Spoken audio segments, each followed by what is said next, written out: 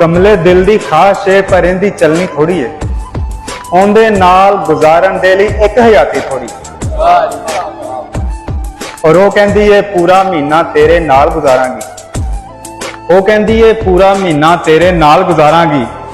ओनू किस तरह दस्सां चलिए मेरी छुट्टी थोड़ी है।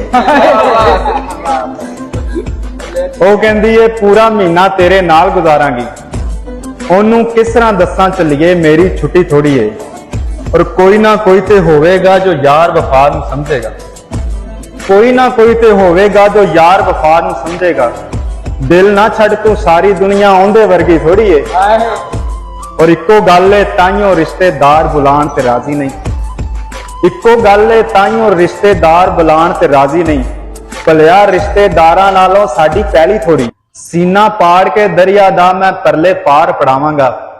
हिम्मत हार के बह जाए जेड़ा ओंदी बेड़ी थोड़ी है।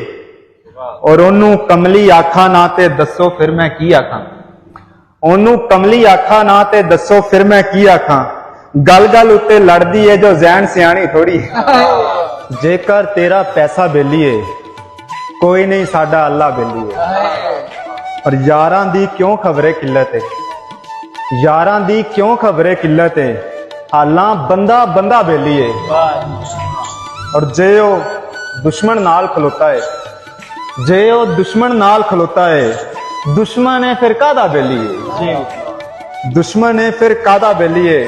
और पान भाई कि चाचा इनू सत्ते खैरा ने। चाचा इनू सत्ते खैरा ने।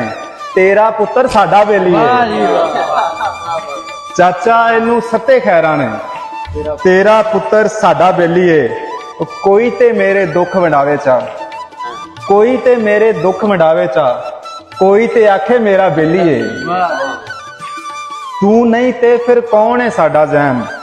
भावें सारी दुनिया बेली है। जेकर तेरा पैसा बेली है कोई नहीं साडा अल्लाह बेली।